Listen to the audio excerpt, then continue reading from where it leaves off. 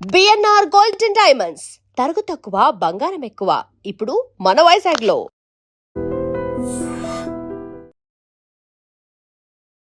చీకటి లోకంలోంచి పుట్టుకొచ్చిన ఒక శక్తి.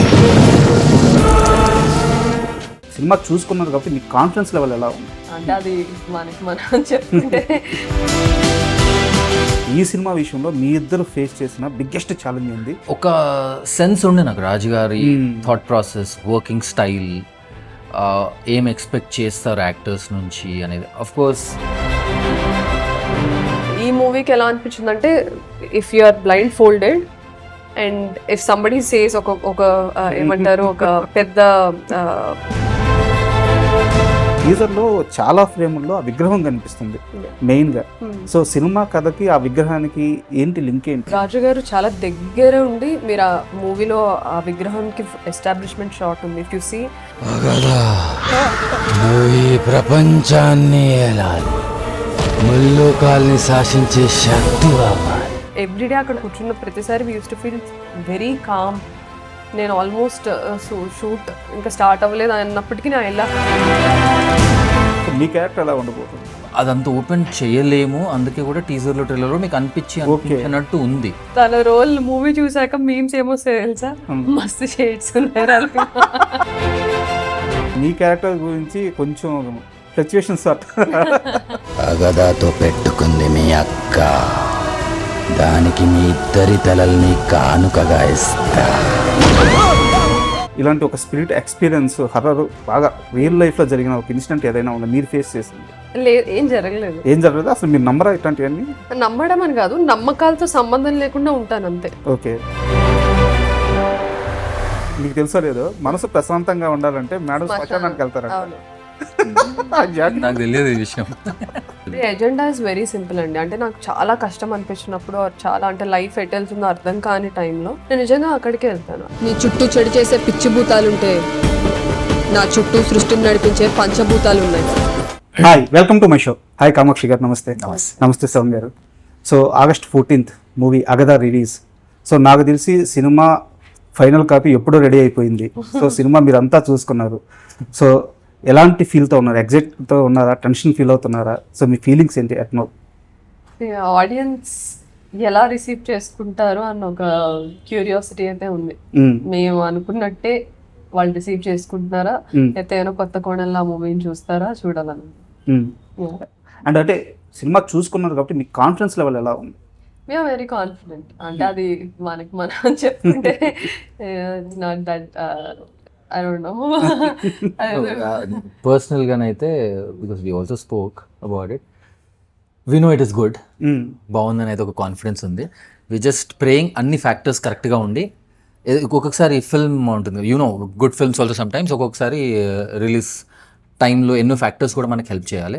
సో అంతా సరిగ్గా ఫిల్మ్ ఎలాగైతే తీసామో మేము అన్నీ అనుకూలంగా జరిగాయో అలాగే మిగతా ఫ్యాక్టర్స్ కూడా రిలీజ్ టైంలో ప్రతి ఒక్కటి కరెక్ట్గా ఉండాలని, అందుకే ప్రమోషన్స్ అయినా ఏదైనా వీలైనంత వరకు కరెక్ట్గా పడితే అప్పుడు ఫిల్మ్ పక్కా నడుస్తుందనే లోపల ఒక సటిల్ కాన్ఫిడెన్స్ అయితే ఉంది. దీస్ డేస్ మూవీ చేయడం ఒక ఎత్తు అయితే, దాన్ని ప్రమోట్ చేసి ఆడియన్స్లోకి తీసుకెళ్ళడం ఇంకొక ఎత్తు అయిపోయింది. మూవీ చేయడం కన్నా చాలా కష్టం అయిపోయింది. సో ఆ విధంగా చూసుకుంటే ఒక చిన్న ఎక్కడో ఒక భయం అనేది కాదు కానీ ఒక క్వశ్చన్ మార్క్ అయితే ఉంది. We are not stars. Yes, we are good actors. People has appreciated our performances. So ఈ మధ్య అంటే అందరూ ఒక స్టార్ ఉంటే తక్కువని థియేటర్కి వెళ్ళిపోతారు. అది మంచి సినిమానా చెడ్డ సినిమానా, బాగుందా బాగాలేదు పక్కన పెట్టేస్తే ఒక మినిమం గ్యారంటీ అన్న ఒక సెన్స్తో వెళ్ళిపోతారు. కొత్త యాక్టర్స్ లైక్ అజ్ మేము ఉన్నప్పుడు ఒక థాట్ వస్తుంది, ఓటీటీలో చూడొచ్చులే ఏముంది తర్వాత చూద్దాంలే అనేది ఒకటి వస్తుంది. ఇంత మంచి మూవీ అయినా మళ్ళీ తర్వాత మీమ్స్ చేస్తారు, as Telugu industry we failed, TFI failed అని మీమ్స్ వస్తాయి. మీ పొలిమేర విషయంలో ఎగ్జాక్ట్ ఇదే జరిగింది. ఏది వన్ అప్పుడు అవును. కొంతమంది ఇన్స్టాగ్రామ్లో అక్కడికి డీమ్స్ పెడుతుంది, when is it releasing on OTT, which OTT. నాకు ఏం ఆన్సర్ ఇవ్వాలి వాళ్ళకి? అరే ఫస్ట్ థియేటర్లోకి వచ్చింది, ఇంకా రాను కూడా రాలేదు. యాక్టర్స్ స్టార్స్ పక్కన పెట్టేస్తే మంచి సినిమాటిక్ ఎక్స్పీరియన్స్, థియేటర్ ఎక్స్పీరియన్స్ చేసే మూవీ ఇది. ఎందుకంటే థ్రిల్లర్స్ జనరల్గా చిన్న స్క్రీన్లో కన్నా పెద్ద స్క్రీన్లో చూసినప్పుడు ఆ ఫీలింగ్ ఇంకా ఎక్కువ ఉంటుంది. ఎగ్జాక్ట్లీ. అండ్ ఆ విజువల్స్కి మేకింగ్కి రాజు గారు is known for his huge humongous sets. మీకు తెలుసు ఆయన ఒకప్పుడు ఎలాంటి సెట్లు వేయించారు. సో ఆ డీటెయిలింగ్ అవంతా మనం బిగ్ స్క్రీన్ మీద చూస్తే యూనో సలార్లో ఒక డైలాగ్ ఉంటుంది, ఆ సీల్ పుట్టించిందే వాడు అని. అది స్టార్ట్ చేసిందే ఆయన, ఆ సెట్ కానీ ఆ గ్రాండియర్ కానీ. సో అయితే రాజుగారి ప్రస్తావన వచ్చింది కాబట్టి అడుగుతున్నాను. యాక్చువల్గా రాజుగారి దగ్గర ట్రావెల్ అయిన అతి కొద్ది మందికి మాత్రమే, దగ్గరగా ట్రావెల్ అయిన వాళ్ళకి అర్థమవుతుంది రాజుగారితో జర్నీ అంత ఈజీ కాదు. చాలా మొండి మనిషి ఆయన. అంటే జర్నీ తర్వాత వచ్చే రిజల్ట్ బాగా హ్యాపీ వస్తుంది ఆయనతో కలిసి ట్రావెల్ అయ్యేటప్పుడు. బట్ ఆయనతో జర్నీ మాత్రం చాలా స్ట్రగుల్స్ ఫేస్ చేయాల్సి ఉంటుంది, చాలా ఛాలెంజెస్ ఫేస్ చేయాల్సి ఉంటుంది. ఈ సినిమా విషయంలో మీ ఇద్దరు ఫేస్ చేసిన బిగ్గెస్ట్ ఛాలెంజ్ ఏంది? సో యాజ్ అన్ యాక్టర్ నా వర్కింగ్ ప్రాసెస్, నేను ఒక మూవీకి ప్రిపేర్ అయ్యే ప్రాసెస్ డిఫరెంట్గా ఉండింది. సో రాజు గారితో is a very different process. So దానికి అడాప్ట్ అవ్వడానికి నాకు కొంచెం టైం పట్టింది. ఓకే. సో నేను ఒక బౌండ్ స్క్రిప్ట్ తీసుకొని ఒక బౌండరీస్ గీసుకొని క్యారెక్టర్ ఇలానే ఉండాలి అని అనుకునే మనిషిని అనమాట. అంటే బ్లైండ్గా కాదు, after many months of homework ఆ కంక్లూజన్కి వస్తాను నేను. బట్ రాజు గారితో ఎలా అంటే he asks his actors to come with an open mind. I want you to perform, but I want you to not study the character because I am doing that for you and you have to trust me. Okay. So for the first time as an actor ga ఒక movie అనేది collaborative process అని నేను ఎప్పుడూ నమ్ముతాను. But నేను అనుకునేదాన్ని ఒక యాక్టర్గా ఇది నా డ్యూటీ, నేను నా క్యారెక్టర్ హోంవర్క్ చేసుకొని ఎలా ఉండాలి, ఏంటి, ఎలా మాట్లాడాలి, ఏ డిక్షన్ వాడాలి, ఏ స్పీడ్లో ఏ పేస్లో ఒక క్యారెక్టర్ మాట్లాడాలి, ఎలా నడవాలి, ఎలా చూడాలి అని నా డ్యూటీ కదా అదంతా చేయడం అని. బట్ ఈ మూవీకి ఎలా అనిపించిందంటే if you are blindfolded and if somebody says ఒక ఏమంటారు ఒక పెద్ద మౌంటైన్ ఆర్ హిల్ పైకి తీసుకెళ్ళి నువ్వు ఇప్పుడు ఇక్కడ ఉన్నావు, నేను చెప్పినట్టు నువ్వు అడుగులే, నువ్వు పడిపోవు నడిపించాడు అని అంటే ఇంకా అది బ్లైండ్ ట్రస్ట్, అది ఫిగరేటివ్లీ అండ్ లిటరల్లీ. సో అదే చేశాను అండ్ ఇట్స్ రైట్ కాల్. అలా రాజుగారిని బ్లైండ్గా ట్రస్ట్ చేసి ఆయన చెప్పినట్టు నడుచుకొని ఆయన చెప్పినట్టు సినిమాలో చేసిన హీరోయిన్స్ ఇప్పుడు బిగ్గెస్ట్ స్టార్స్ ముంబైలో సెటిల్ అయిపోయి ఉన్నారు. నేనైతే ఇక్కడే సెటిల్ అవుతానండి, మీరు వెళ్ళిపోమన్నా నేను వెళ్ళను. మీ ఎక్స్పీరియన్స్ చెప్పండి, మీకు బిగ్గెస్ట్ ఛాలెంజ్ అనిపించింది? ఫస్ట్ నేను ఆల్రెడీ రాజుగారితో నా సెకండ్ ఫిల్మ్ కాబట్టి సో ఒక సెన్స్ ఉండే నాకు రాజుగారి థాట్ ప్రాసెస్, వర్కింగ్ స్టైల్, ఏం ఎక్స్పెక్ట్ చేస్తారు యాక్టర్స్ నుంచి అనేది. Of course as a creator only తనలో ఒక డిఫరెన్స్ ఉంది. డర్టీ హరి తను ఎలాగైతే అప్రోచ్ అయ్యారో దీని అప్రోచ్ అయ్యే స్టైల్లోనే తన థాట్ ప్రాసెస్లో డిఫరెన్స్ ఉంది నాకు. అది ఆ ఒక్క డిఫరెన్స్ తప్ప నేను ఏం ఎక్స్పెక్ట్ చేయాలో నాకు తెలుసు. What I should and what I should స్కూల్కి వెళ్ళున్నారు కాబట్టి అది ఉండే. దీంట్లో వేరే రకమైన ఛాలెంజెస్ డెఫినెట్గా ఉండే. బట్ నేను ఇంకోటి జెన్యున్గా స్ట్రాంగ్గా బిలీవ్ చేస్తాను, మోర్ ఆర్ లెస్ ఇది common factor. You know creative, intelligent people are stubborn. Yeah. So then I have done enough work to experience these kind of people. ఇంకో విషయం ఏంటంటే ఈ సెట్ లో everybody are stubborn. Everybody were stubborn.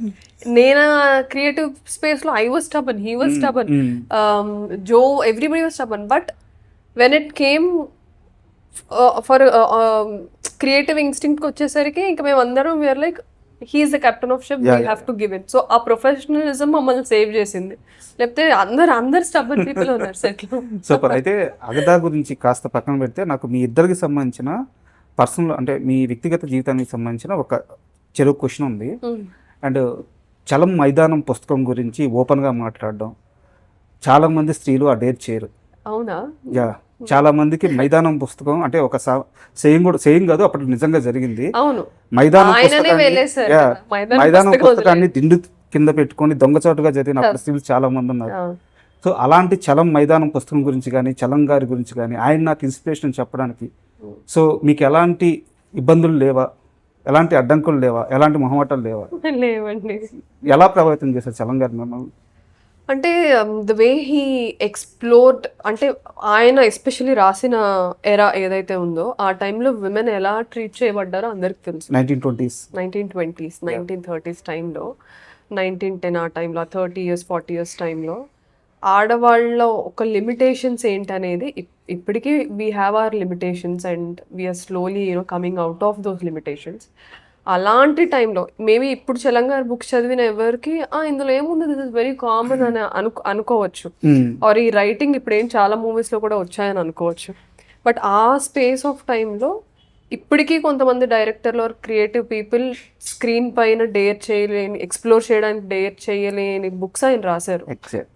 So ఆయన ఆడది కూడా మనిషి అని చెప్పడానికి ట్రై చేశారు ఆయన రాసిన ప్రతి బుక్లో. అది జీవిత సత్యం. అది మగోళ్ళైనా ఆడోళ్ళైనా ముందు మనుషులు, ఆ తర్వాతే జెండరు, కాస్ట్, కలర్, ఇవన్నీ మనం పుట్టిన తర్వాత మనకి అటాచ్ అవుతా వచ్చేవి. బట్ మనిషిగానే పుడతాం అందరం.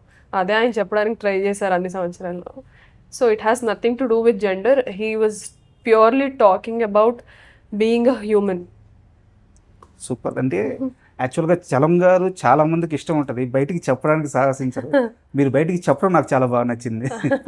అండ్ మీ విషయానికి వస్తే మీరు పుట్టింది హైదరాబాద్లో, ఇక్కడే చాలా కాలం పెరిగింది కూడా ఇక్కడే. బట్ ఎప్పుడైతే ఇక్కడ ఈ ఫీల్డ్ మీరు సెలెక్ట్ చేసుకుని యాక్టింగ్ వైపు వెళ్ళాలి అని ఒక నిర్ణయం తీసుకున్న తర్వాత మీరు, నాకు తెలిసి ఇక్కడ ఎలాంటి ప్రయత్నాలు పెద్దగా చేయకుండా నేరుగా ముంబై వెళ్ళిపోయేనట్టు అనిపిస్తుంది. సో ఆ చాయిస్ తీసుకోవడానికి, ఆ స్టెప్ తీసుకోవడానికి, ఆ డిసిషన్ తీసుకోవడానికి కారణం ఏంటి? అప్పటికే ఇక్కడ టాలీవుడ్ చాలా ఎక్కువ ఆపర్చునిటీస్ ఉన్నాయి. సో మీరు అక్కడికి వెళ్ళి మళ్ళీ టెలివిజన్లో సూపర్ క్లిక్ అయ్యారు. సో ఇక్కడ అప్పటికి టెలివిజన్ చాలా బిగ్గెస్ట్ ప్లాట్ఫామ్ ఉంది ఇక్కడ. సో అక్కడికి వెళ్ళడానికి రీజన్ ఏంటి? Semi conscious, semi sub conscious. నిజం చెప్పాలంటే కాన్షియస్ ఎందుకంటే నేను బేసిక్గా I was more in to sports. So నేను అసలు ఈ ఇండస్ట్రీకి వస్తాను అని మేబీ అనుకోలేదు ఎప్పుడు. నేను I was a professional cricketer playing for professionally for state and all of that. Okay. So అనుకోలేదు నేను. One more factor, most creative or all these kind of ప్రొఫెషన్లో చదువు మీద ఇంట్రెస్ట్ ఉండేది, నాకు ఎప్పుడు ఇంట్రెస్ట్ లేకుండే. అది ఫస్ట్ విషయం. సో అది కాకుండా అంటే తను డాక్టర్, తనకి ఇంట్రెస్ట్ ఉండలే కానీ నాకు ఇంట్రెస్ట్ లేకుండే. సో యా, సో దాని నుంచి then I was always into sports. For some reason అది నేను కన్సిస్టెంట్గా వాట్ ఎవర్ రీజన్స్ దాన్ని నేను then I got into this. Why Bombay అనే దానికి ఆన్సర్ ఇవ్వాలి అంటే 1-2 ఆ టైంలో నిజం చెప్పాలంటే తెలియనితనం అనొచ్చు, బుద్ధిలేనితనం అనొచ్చు, నాకు తెలియదు నిజం చెప్పాలంటే. It was the age, it was blindness. నేను నిజం చెప్పాలంటే ఇప్పుడు if you ask me today if I want be part of the industry maybe I'll say no. Like I might not, because I feel excited about many more things also in life. But ఆ టైంలో నాకున్న understanding, నాకున్న లోకజ్ఞానంతోని ఇంకొకటి అనుకోకుండా కైలాష్ ఖేర్ గారిది ఒక, కైలాష్ ఖేర్ గారు ఎవరో తెలియదు అప్పటికి, ఇండస్ట్రీకి ఇంట్రడ్యూసే కాలేదు. తనదేదో ఆడిషన్ అయింది, నేను అప్పుడు అనుకుంటున్న యాక్టర్ అయిదాము అని. ఎలాంటి ట్రైనింగ్ లేదు, నాకేం తెలియదు, నాకు ఆడిషన్ వేయడం కూడా తెలియదు. అనుకోకుండా ఒక ఆడిషన్ ఇక్కడ అవుతుంటే కైలాష్ ఖేర్ ఆ టైంలో మ్యూజిక్ ఆల్బమ్స్ క్రేజ్లో ఉండే కదా MTVకి, దానికి ఒక ఆడిషన్ అయింది, ఇచ్చాను, సెలెక్ట్ అయ్యాను, రామోజీలో షూట్ చేశారు. సో మైండ్ స్టార్ట్స్, నీ లిమిటెడ్ అండర్స్టాండింగ్ నా mind, maybe I should go to Bombay అన్న టైప్లో వెళ్ళాను నేను.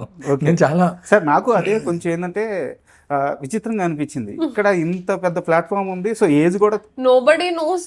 అంటే తను తెలుగు చాలా మందికి తెలియదు, తను చెప్పాలి నోరు విప్పి. అదొకటి అయింది. దాని తర్వాత నాకు అంటే I am person who likes to prepare or do what best ఏదైనా ఉండని అండి అది. So I thought I need to train myself. Once I decide I need to be an actor, I need to train. Super. So FTIకి వెళ్ళాలనేది ఒక లోపల ఒక thought ఉండే నాకు. సో అదొక మోటివేషన్ కూడా అటు వెళ్ళడానికి. దెన్ న్యాచురల్గా ఆ సర్కిల్, ఆ ల్యాండ్లో పడ్డాక then I natural transition to Bombay, then television, then I was on AD, then again I stopped, again I acted. So అలా వెళ్ళిపోయాను అంతే.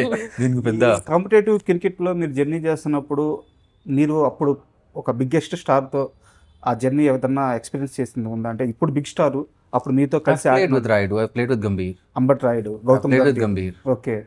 దో of course they were also not that big that time. Yeah. So I've played like ఏదో ప్రతి match అని కాదు, because it's తండలిలో, because I'm CBSE school student. మాకు అది ఇప్పుడు కూడా ఆ లీగ్ సిస్టంలో ఫేమస్ అవ్వదో నాకు తెలియదు, బట్ ఆ టైంలో it was a very big league for CBSE schools. All CBSE schools use to meet.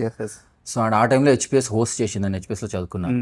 So he happen to, so అలాంటివి అయ్యాయి. Rayudu is a local star. Rayudu was a local star by then. అంటే ఒకటి ఉంటుంది కదా, ఒక buzz create నడుస్తుంటుంది కదా. Raidu was, though I played very limited those 2.5 years, but Raidu was a star. Like నాకు కొన్ని మెమరీస్ ఉన్నాయి. సో అసలు ఎప్పుడు 50 కొట్టాడో అర్థం కాకపోయింది మాకు యాజ్ అన్ ఆపోజిషన్ ప్లేయర్. ఎప్పుడు 50 అయిపోయిందని బ్యాట్ లేవేసి మాకు అర్థం కాకపోలేదు, ఎప్పుడు కొట్టాడు అని చెప్పి. సూపర్. నాకు బాగా గుర్తు అంటే ఈటీవీ న్యూస్ అని చెప్పి ఒక మీ ఇద్దరికి ఐడియా ఉంటుంది కాబట్టి, తెలుగు వాళ్ళే కాబట్టి, దాంట్లో ఒక అదే మెయిన్ బులెటిన్ ఉంటుంది. దాంట్లో వచ్చేసి అంబటి రాయుడు అని ఒక కుర్రాడు సూపర్ ఆడుతున్నాడు, నెక్స్ట్ సచిన్ కాబోతున్నాడు అని చెప్పేసి ఈటీవీ న్యూస్ లో చెప్పారు. ఆ రోజు చాలా చిన్న వయసు. ఇంకో సచిన్ అనగానే అసలు ఎక్కడికి వెళ్ళిపోతాడు ఈ కుర్రాడు అనిపించింది. బట్ ఓకే, టైం వేరేలాగుంది. అండ్ మీరెందుకు చాలా మందికి అబద్ధాలు చెప్తున్నారు? నేను డాక్టర్ అయ్యాను, తర్వాత కాలంలో డిసిషన్ తీసుకునే ప్రాసెస్లో సినిమా మీద ఇష్టం వచ్చింది. సో నేను థియేటర్స్ చేస్తూ తర్వాత మళ్ళీ ఇండస్ట్రీ వైపు వచ్చాను ఛాన్సుల కోసం అని చెప్పేసి మీరు చాలా ఇంటర్వ్యూలో చెప్పారు. బట్ అది అబద్ధం కదా. మీ నాన్నగారు డిఓపి, చిన్నప్పటి నుంచి డిఓపి కాదు, సెకండ్ యూనిట్ కెమెరా. ఓకే. చిన్నప్పటి నుంచి సినిమా ప్రభావం మీ మీద ఉంది? లేదా? నిజంగా నిజమైంది. Because my father has put me away from the industry. Okay. So ఏ రోజు నువ్వు ఇందులోకి రావాలి, ఆర్ ఇన్ఫ్యాక్ట్ ఆయన రావద్దు అన్నారు. నేను స్టార్ట్ చేసినప్పుడు కూడా ఐ హ్యాడ్ బిగ్గెస్ట్ అంటే big no board in the family. So it was never a encouraging decision. I had to struggle. Okay. ఇప్పుడు ఆయన ఇండస్ట్రీలో ఇన్ ఇయర్స్గా ఒక సెకండ్ యూనిట్ కెమెరామ్యాన్గా వర్క్ చేశారు కాబట్టి నాకేదో ఆపర్చునిటీస్ వస్తాయి. ఆయన నువ్వు ఇంట్లోంచి బయటకు వెళ్ళాలంటే కాళ్ళు ఇరగొడు, ఇండస్ట్రీ వైపు వచ్చావంటే కాళ్ళు ఇరగొడతాను అని అన్నారు. అంటే somehow he felt the process is going to be struggling, which is struggling, because we are not we don't come from big families. అంటే ఎకనామికలీ స్పీకింగ్ సాదా సీదా ఒక మిడిల్ క్లాస్ ఫ్యామిలీయే ఎకనామికల్లీ, అండ్ ఏమి పెద్ద నేమ్స్ తెలియవు. And my father is not a DOP, he's a second unit cameraman. So you know how second unit cameraman. So main DOP కింద work చేస్తారు, సెకండ్ కెమెరా హెల్డ్ చేస్తారు. So he knows the industry people, he have attach contacts and అంతా. But he always said don't come into industry. When I said I'm going to, I want to be an actor, ఎందుకంటే అప్పటికి నేను medicine చదివేశాను. అపోలోలో I was working as consultant. And ఆ work చేస్తున్నప్పుడే evenings నేను everyday థియేటర్కి వెళ్ళేదాన్ని. సో మిస్ ఇండియా కూడా అసలు వద్దని చెప్పారు. ఇన్ఫ్యాక్ట్ నేను చైనాలో ఫైనల్ ఇయర్ ఇంటర్న్షిప్ చేస్తున్నప్పుడు I told my ma'am that నేను మిస్ ఇండియా పార్టిసిపేట్ చేయడానికి ఇండియా వద్దామని. నా ఒరిజినల్ ప్లాన్ ఏంటంటే అక్కడే ఉండి పీజీ చేసుకుందాము, బికాస్ అక్కడ టాపర్స్కి అందరికి ఫ్రీ పీజీ సీట్ ఉంటుంది టాప్ 10 స్టూడెంట్స్కి. So I was always there in top 10. So I said I'll come, participate చేసి వెనక్కి వెళ్ళిపోతాను అనేసి. Then my father said, I told it's going to be expensive because pageantries are very expensive. We have to groom ourselves. So my father said simply, నేను చిల్లిగా అవ్వ కూడా ఇవ్వను అని. Fine, I'll make my money అని I started doing part times. అంటే literally నేను ఎంత hard work చేశాను అంటే మార్నింగ్ 6 o'clockకి హాస్పిటల్లో డ్యూటీ, ఇంటర్న్షిప్ చేసినప్పుడు మాకు రొటేషన్స్ ఉంటాయి. 6 o'clockకి డ్యూటీ ఎక్కితే మధ్యాహ్నం 12 వరకు మాకు బ్రేక్ ఉండదు. మధ్యలో ఒక 10 minutes రౌండ్స్ అయిన తర్వాత తినడానికి ఒక 10 minutes ఉంటుంది. 12 o'clockకి డ్యూటీ దిగి I use to take my electric bike, go to a Indian restaurant, and I use to work as a part time dancer. అక్కడ ఇండియన్ డాన్స్ అంటే చాలా ఇష్టం చైనీస్ వాళ్ళందరికీ. సో 12:30 నుంచి 2 వరకు ఐ యూస్ టు గివ్ 12:30కి ఒక performance, 1కి ఒక పర్ఫార్మెన్స్, 1:30కి ఒక పర్ఫార్మెన్స్, 2కి ఒక పర్ఫార్మెన్స్. సో 4 performances ఇచ్చి వాళ్ళు ఫ్రీ లంచ్ పెట్టేవాళ్ళు. I use to eat that free lunch, then come back to hospital by 2:30 or 2:15. చాలా క్లోజ్ బై ఉండేది. Then again I use to work till 8 o'clock.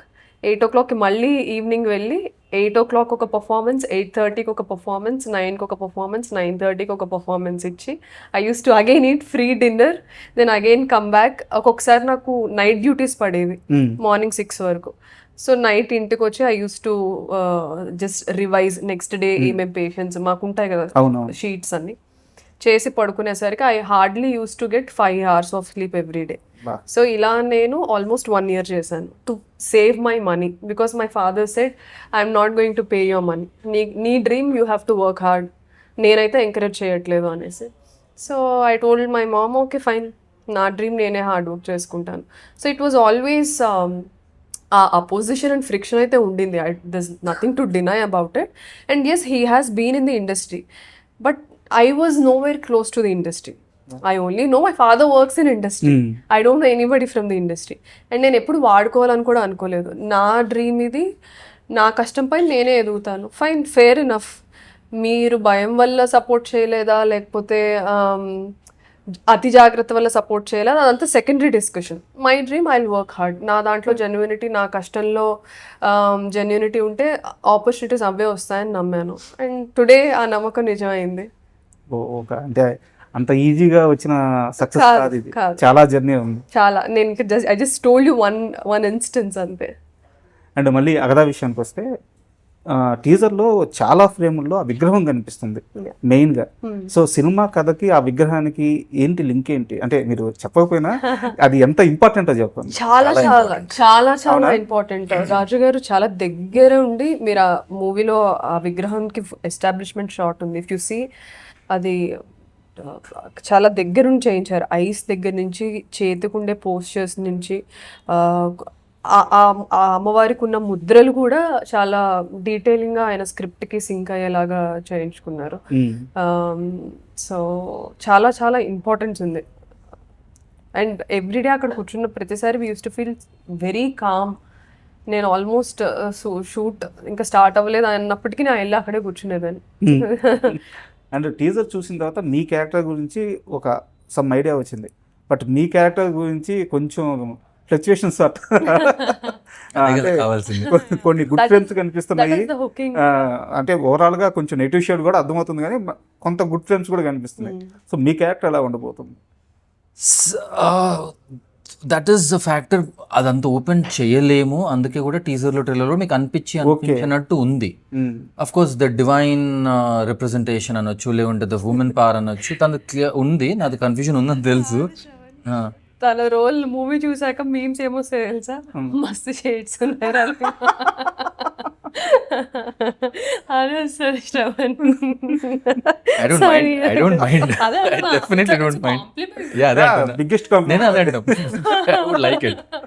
So shades ఉన్నాయి, అందుకే కొంచెం నాకు my part of me being ట్రైలర్లో, టీజర్లో. ఇప్పుడు trailer వస్తుంది అనుకోండి, ఇంకా రాలేదు, 3rd August వస్తుంది.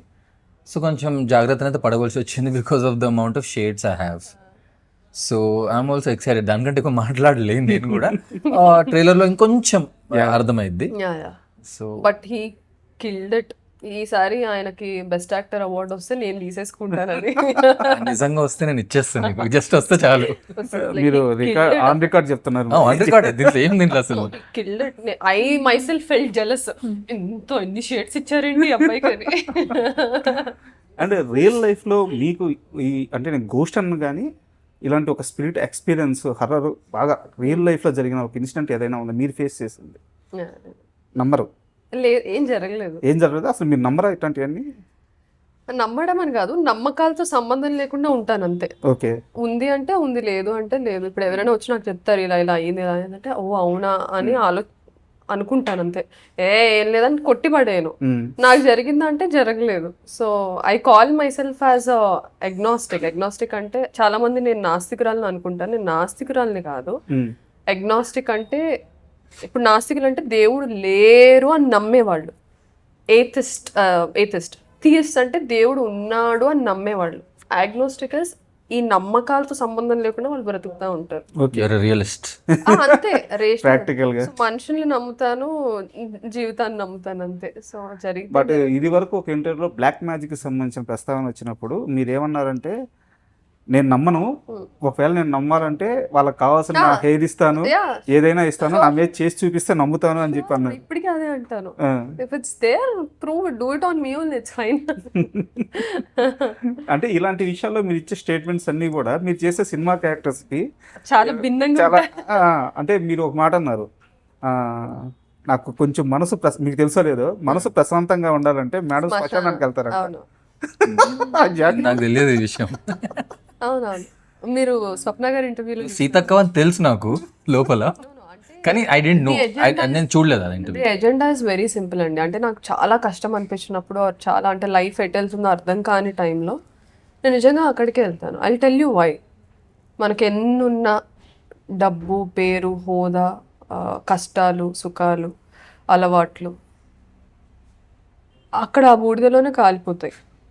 The life is so short.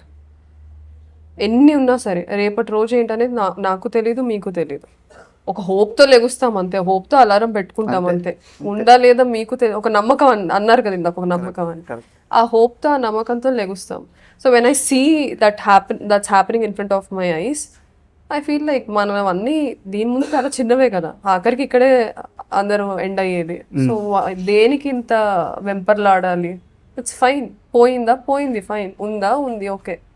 So అది రిమైండ్ చేస్తుంది నాకు అక్కడికి వెళ్ళినప్పుడు. సో అందుకు వెళ్తాను. But I understand why you go there actually. First thought లో అలా అనిపిస్తుంది, కానీ చాలా మంది వారణాసి వెళ్తారు. Just to get also feel grounded. ఏమో, అండ్ టు గెట్ ఇంత అవసరం లేదు బాబు ఇంత ఆలోచన అనేది ఒక చిన్న రియాలిటీ చెక్ అవుతుంది. ఆ ఘాట్స్ లోనే మనం శవాల్ని చేస్తాం కదా, అక్కడికి ఎందుకు వెళ్తారు? That is reality. So super. And చాలా ఎగ్జైటింగ్గా ఉంది, ఎందుకంటే మీ టీజర్ చూసిన తర్వాత మీ క్యారెక్టర్స్ బాగా నచ్చాయి నాకు. అంటే ఆ షార్ట్స్ కానీ మీ క్యారెక్టర్స్ బిహేవియర్ కానీ బాగా నచ్చాయి. అన్నిటికీ మించి ఎంఎస్ రాజు గారు అంటే ఆయన తీసిన గత సినిమాలు కానీ ఆయన విజన్ కానీ ఏ స్కేల్లో ఉంటుందో మాకు అందరికీ తెలుసు. సో ఎందుకో నాకు మంచి పాజిటివ్ వైబ్స్ కనిపిస్తున్నాయి. All the best. సక్సెస్ అయిన తర్వాత మొత్తం మనం పర్సనల్ ఇంటర్వ్యూ ఇండివిజువల్ కూర్చొని చేద్దాం. Thank you so much. Thank you so much. Thank you so much. And for more videos, Please subscribe to iDream. Please subscribe to iDream. Please subscribe iDream. And please subscribe to iDream. For more videos, subscribe to iDream. please like, share and subscribe to the channel. Congratulations iDream. Subscribe to iDream. Subscribe to iDream. So subscribe to iDream Media. iDream की iDream team अंदर की huge congratulations. Please subscribe iDream media. Please subscribe to iDream. Subscribe iDream. Please subscribe to iDream. iDream అంటే నా కళల ఛానల్ను subscribe చేసుకున్న నోరు తిరుగుతలేదు, మీరైతే గంట గుర్తు కొట్టండి. For more such videos, please subscribe to iDream.